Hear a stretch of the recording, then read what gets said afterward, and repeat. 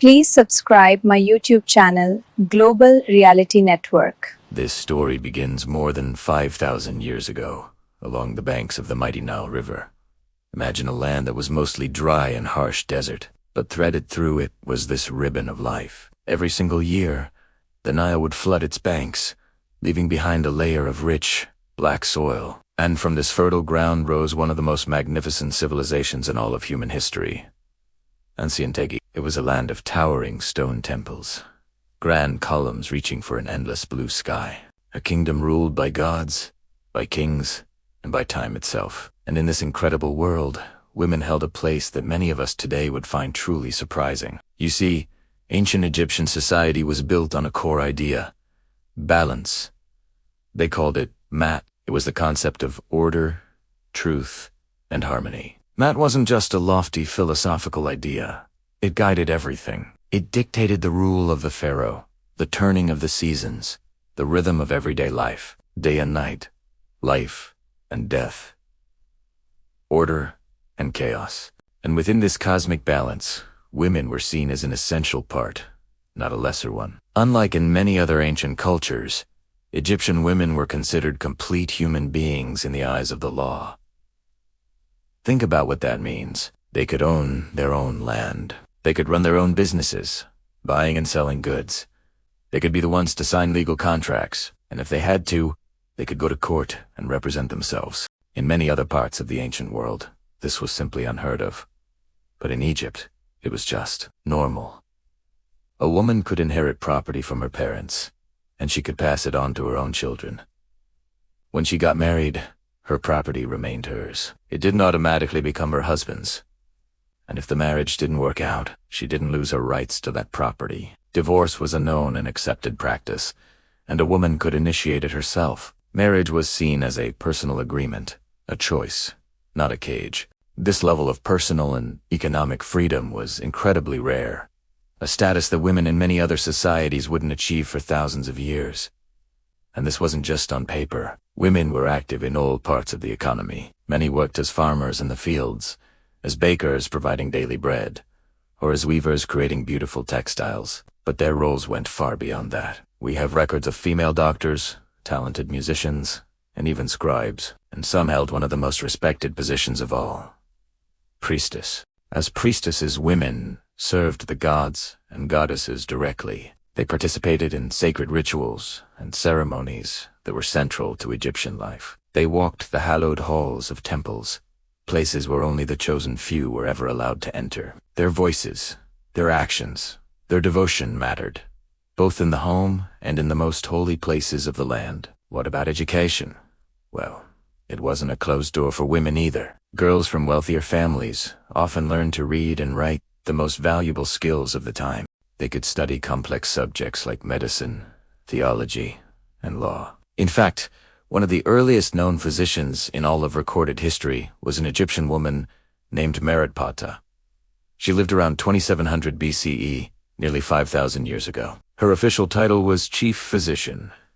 Her name and her status weren't lost to time. They were carved in stone at her son's tomb, a permanent record of her achievement. Women could also rise to the very pinnacle of power. They could rule Egypt itself, and not as regents for a young son, not as quiet advisors behind the throne, but as pharaohs in their own right. The most famous of these is probably Hatshepsut. She ruled for over 20 years during a period of great prosperity. She embraced all the symbols of kingship. She wore the traditional crown and even the false beard that signified a pharaoh's divine authority. She was a builder, commissioning magnificent temples and monuments that still stand today. She was a diplomat and a trader, sending expeditions to far-off lands that brought immense wealth back to Egypt. She didn't rule by brute force, but with political skill and a clear vision for her kingdom's future. And then, centuries later, came Cleopatra. She's often remembered through a very narrow, romanticized lens. But she was so much more than that. Cleopatra was a brilliant intellectual and a shrewd politician. She was fluent in multiple languages, including Egyptian, which was rare for her dynasty. She understood the complex game of power being played across the Mediterranean. She fought fiercely to protect Egypt's independence from the ever-expanding Roman Empire, standing toe-to-toe with some of the most powerful men of her time. This respect for the feminine was also deeply embedded in their religion. The Egyptian pantheon was filled with powerful, revered, and sometimes feared goddesses. Isis was one of the most important deities of all. She was the goddess of magic, motherhood, and healing. In the central myth of Osiris, it is Isis who uses her power and determination to bring her murdered husband back from the dead, ensuring the succession of the throne. Then there was Hathor, the goddess of joy, love, music, and dance. And on the other side of the spectrum, you had Sekhmet, the lioness-headed goddess of war, destruction, and divine retribution. These goddesses weren't passive, gentle figures. They were dynamic, powerful forces of nature who shaped the world of gods and mortals alike. This cultural attitude is even visible in their art. If you look at statues and tomb paintings, you'll often see husbands and wives depicted standing side by side. Crucially, they are often shown as the same size. In Egyptian art, size equals importance. This wasn't an artistic accident. It was a deliberate choice. It was a visual statement of equality, carved in stone and painted on walls for eternity. Now, we shouldn't romanticize it into a perfect utopia. This world was not without its struggles. Life was hard for everyone. Childbirth was extremely dangerous, and many women died young. Social class was a huge factor. The life of a poor farming woman was vastly different from the life of a queen or a high priestess.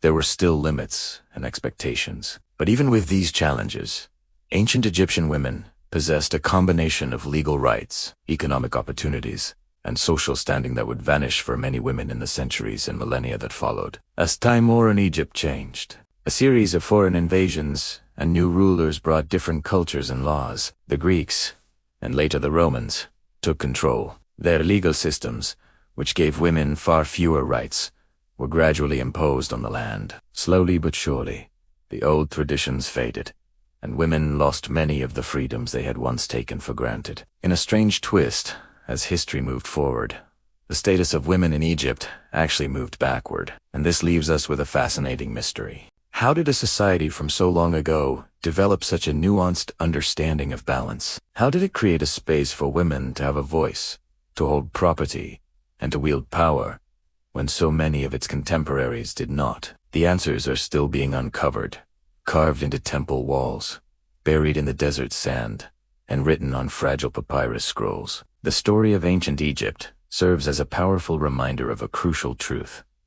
Progress is not always a straight, upward line. Wisdom isn't exclusive to the modern world. Sometimes, the most profound lessons come from the distant past. In the shadow of the pyramids, under the same sun that rose this morning, women once stood strong. They weren't waiting for permission to be seen. They weren't asking for the right to be heard. They were living as integral and valued members of a world that understood their worth. And that truth, even after thousands of years, still echoes through time. Thanks for watching. If you found this journey back in time interesting, don't forget to like, subscribe, and hit that notification bell for more stories from our incredible shared history.